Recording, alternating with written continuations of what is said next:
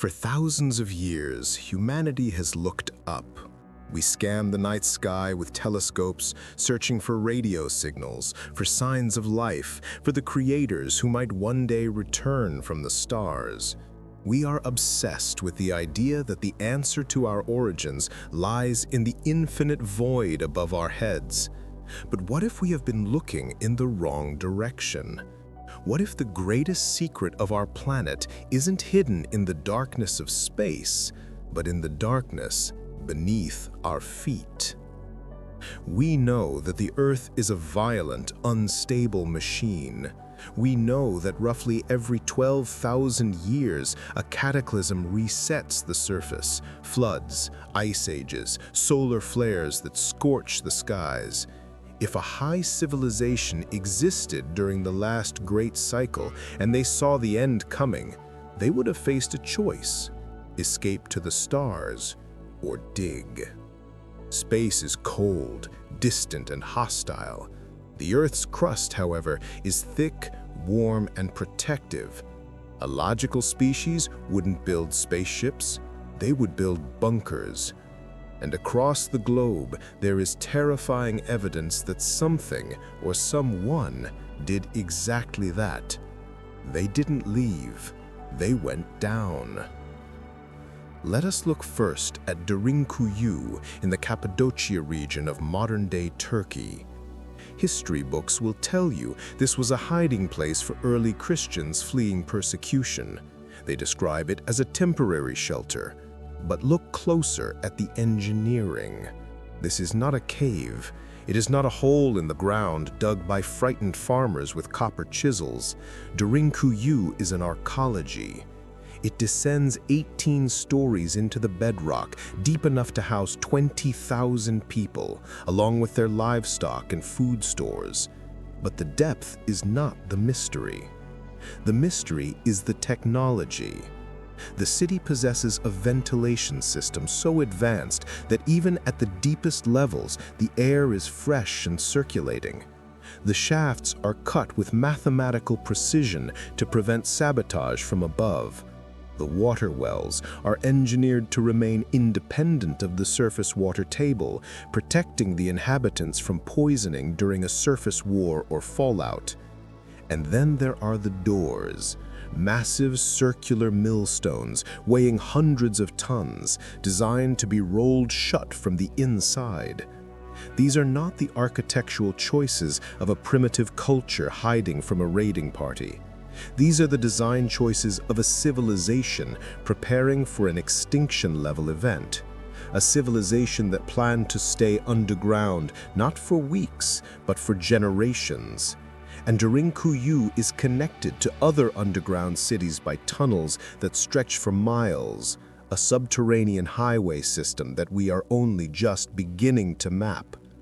Who possessed the resources, the manpower, and the foresight to build a world beneath the world? And more importantly, where did they learn how to do it? If you want to build a civilization underground, you need resources, you need metal, you need energy. In southern Africa, near the border of Swaziland, archaeologists have discovered ancient mining operations that defy all logic. These are not small pits, they are industrial-scale excavations. And according to carbon dating, some of them are over 40,000 years old. 40,000 years. This is millennia before the Sphinx, before Sumer, before the supposed dawn of human civilization. Who was mining for gold and hematite on an industrial scale when humans were supposedly just painting caves? The shafts go deep, too deep for primitive tools. Some researchers have found evidence of smooth, laser-like cuts in the rock face, implying technology we cannot explain. But the local legends provide an answer that science refuses to accept. The Zulu shamans speak of the Abantubum Lambo, the people of the below. They describe a race of pale-skinned beings who could not tolerate the harsh light of the African sun. beings who lived in the cool dark, who possessed weapons that spat fire, and who used humans as labor to extract the wealth of the earth. These were not visitors from another planet. They were the masters of the crust, and when their minds were exhausted or when the surface became too dangerous, they simply withdrew, sealing the entrances behind them. If this were just a local legend, we could dismiss it. But the story of the Deep People is one of the few universal myths shared by cultures that never had contact with one another. The Hopi Indians of North America believe their ancestors emerged from a world beneath the ground, guided by the Ant People, a sophisticated insect-like race that taught them how to survive the great cataclysms. In their language, the word for these beings is Anusinum. In ancient Sumerian, the sky gods were the Anunnaki. The linguistic connection is impossible unless the source is real. Travel to the frozen wastelands of Siberia, and the Yakut legends tell of the Iron House people who sleep beneath the permafrost. Go to the jungles of South America, and the natives speak of the La Chincana, a legendary tunnel system that connects the Andes to the Amazon, inhabited by the Shining Brothers who dwell in the eternal twilight. From Celtic folklore about the Hollow Hills to the Agartha legends of the East, the archetype is always the same. They are technologically superior. They are sensitive to surface light. They retreated underground to survive a past apocalypse. And they are still there. These are not stories of gods flying away. These are historical records of a civilization moving into the basement to wait out the storm. We often assume that if a civilization existed, they would build up skyscrapers, towers, monuments. But a truly advanced long-term civilization understands that the surface of Earth is a death trap. It is exposed to asteroids, solar radiation, and storms. The safest place is inside. In South America, beneath the megalithic structures of Cusco and Sacsayhuaman, explorers have found tunnels with walls that seem glazed, literally melted into glass by immense heat. This technique, known as vitrification, creates walls harder than granite and smoother than polished metal. We cannot replicate this today without massive industrial equipment, yet it exists in tunnels that are supposedly thousands of years old. In 2003, a sonar scan in the Caribbean discovered massive geometric structures deep underwater, what looked like tunnels and roads leading into the continental shelf.